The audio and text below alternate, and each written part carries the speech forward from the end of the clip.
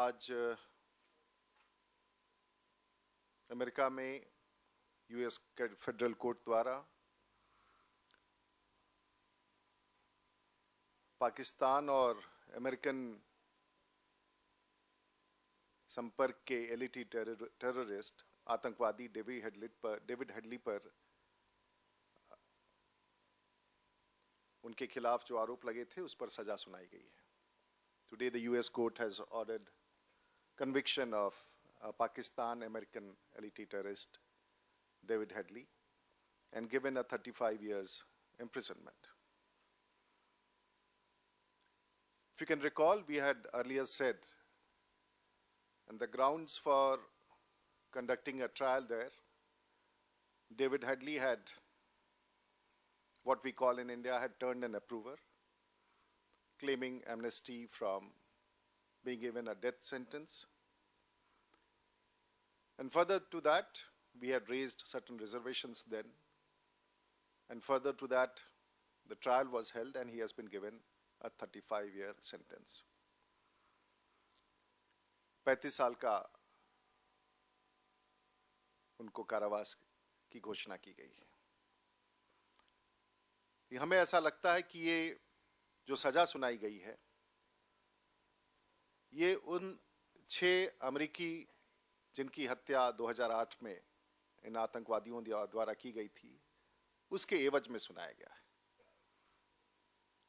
It seems that the conviction which has come by the US Federal Court is done on behalf of those 6 Americans who were killed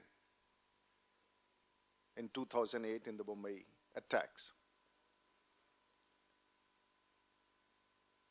Well, of course, the US court has taken a considered viewpoint on that, but the fact remains that he was made an approver and given an amnesty as far as death penalty is concerned. लेकिन हमें एक विषय याद करना पड़ेगा कि उस पूरी घटना में 166 लोग मारे गए थे और उन 166 में सिर्फ भारत के लोग ही नहीं, अमेरिका के ही लोग नहीं, दुनिया भर के देशों के लोग मारे गए थे। और शुरू से भारतीय जनता पार्टी ये कहती रही है कि इस पूरे केस के फेयर ट्रायल के लिए यह आवश्यक है कि डेविड हेडली को भारत के सुपुर्द किया जाए, भारत को भेजा जाए। This case relates to attack on Mumbai, in which 166 people were massacred and about approximately 300 people were injured. And then also Bharatiya Janata Party had said that Headley should be extradited, he should be sent across to India, and trial should be held on Indian land. The court has convicted him in the US, but a fair trial can only be there if Headley is extradited and that trial process takes place in India. In fairness of justice, he should be sent across to India, and the Indian courts and the Indian investigation agencies should conduct the trial. We had caught Kasab, we charge sheeted him, the trial was held, he was convicted, and death sentence was awarded to him, and he was hanged. Why can't that trial take place in India as far as Headley is concerned, and when it's proven beyond doubt that he had his hands in the Mumbai blast? But what is still more important is that we have said that links of Pakistan is there, and Pakistan has always been denying the links in 2008 Mumbai attacks. Bharatiya Janata party ये निरंतर कहती रही है कि 2008 के उस पूरे में जिस प्रकार से हमला किया गया था उसमें पाकिस्तान का हाथ है, और पाकिस्तान की सरकार निरंतर इस दावा को गलत बताती रही है।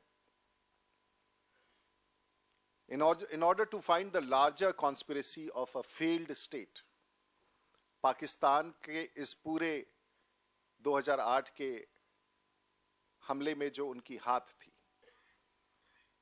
उसे पूरी तरह से दुनिया के सामने प्रमाणित करने के लिए आवश्यक है कि हेडली को भारत के हाथ में सौंपा जाए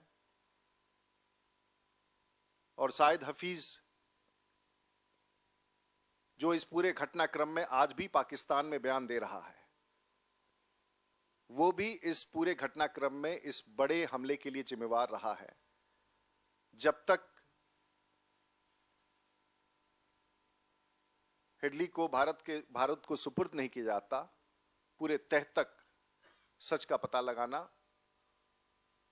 कठिन रहेगा। और जहां अमेरिका, जिसके साथ संभवतः 2009 में हमारी एक संधि हुई थी जिसमें आतंकियों को सौंपने की बात कही गई थी, उस प्रावधान के तहत निश्चित रूप से अमेरिका को डेविड हेडली को भारत को सुपुर्द करना चाहिए। और यदि हम अमेरिका पर प्रभाव डाल करके इस आरोपी को नहीं ला सके, तो स्वाभाविक तौर से जो दुनिया भर में आतंकवाद से लड़ने का संकल्प है और जिसमें अमेरिका भी सम्मिलित है, हम कामयाब नहीं हो पाएंगे।